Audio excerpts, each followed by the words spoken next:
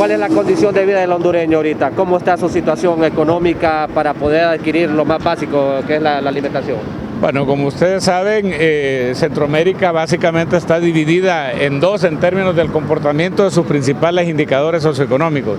Por un lado tenemos Costa Rica y Panamá, que registran no solamente las tasas de pobreza menores, sino que también menores índices de malnutrición, de desnutrición, mayores tasas de cotización, por ejemplo, en las entidades de seguridad social, hay menor déficit habitacional. Y sin embargo estamos por otro lado los países del sur, del norte, Nicaragua, Costa Rica, Honduras, El Salvador y Guatemala, donde estas tasas, estos indicadores muestran indicadores, llamémosle así, mucho más graves, ¿verdad? En el caso de la pobreza, hay que decir que la pobreza es casi que como una consecuencia del comportamiento de los otros, ¿verdad? O sea, la pobreza, depende cómo la midamos, los economistas solemos medirla de dos maneras.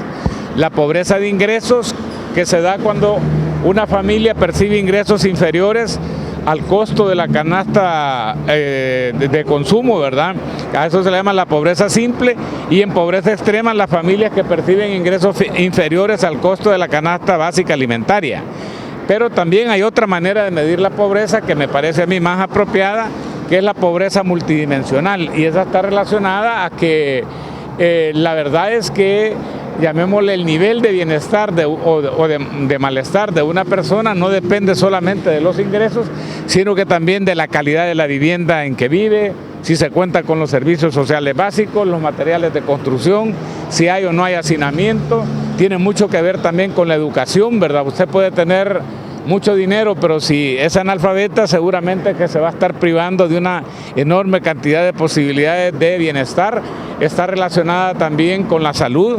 Una persona que tenga una salud precaria, pues también puede tener ingresos, pero en realidad no puede disfrutar de un alto nivel de bienestar. Ahora también se contabilizan mucho los indicadores relacionados a la violencia y al temor, porque, de nuevo, o sea, independientemente de su nivel de ingresos, el que usted viva en una situación de temor, también prácticamente lo coloca a uno en una situación de privación. Entonces, Honduras, Nicaragua, El Salvador y Guatemala tenemos desafíos importantes en esa dirección. ¿Y esa desigualdad por qué se proporciona, por qué se genera, tomando en cuenta que los dos países están conectados con Centroamérica, perdón?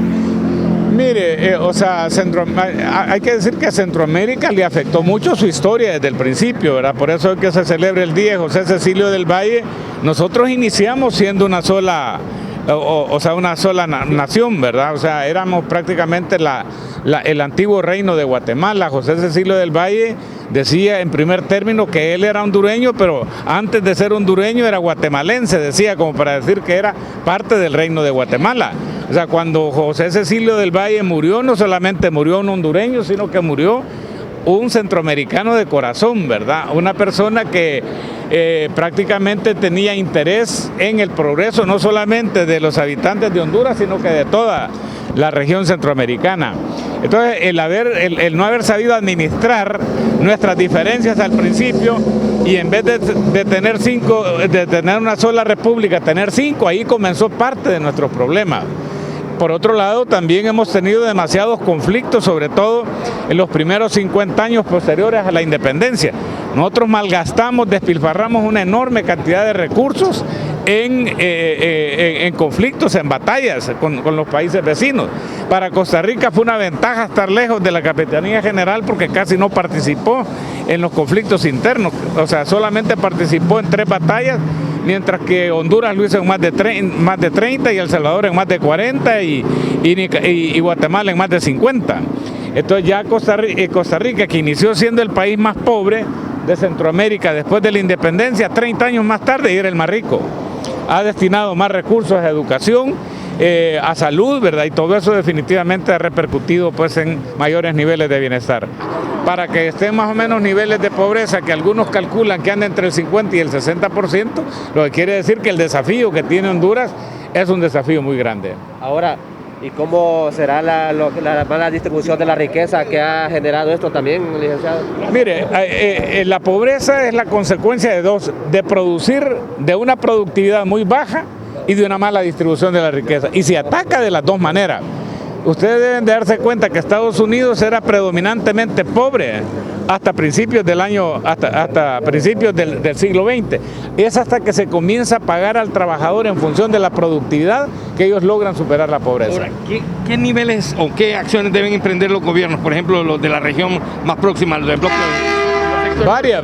Varias, por ejemplo, ¿verdad? Hacer un contrato social donde se diga, mire, no se puede destinar menos del 30% del gasto público total a educación. O sea, de educación debería tener por lo menos el 30%.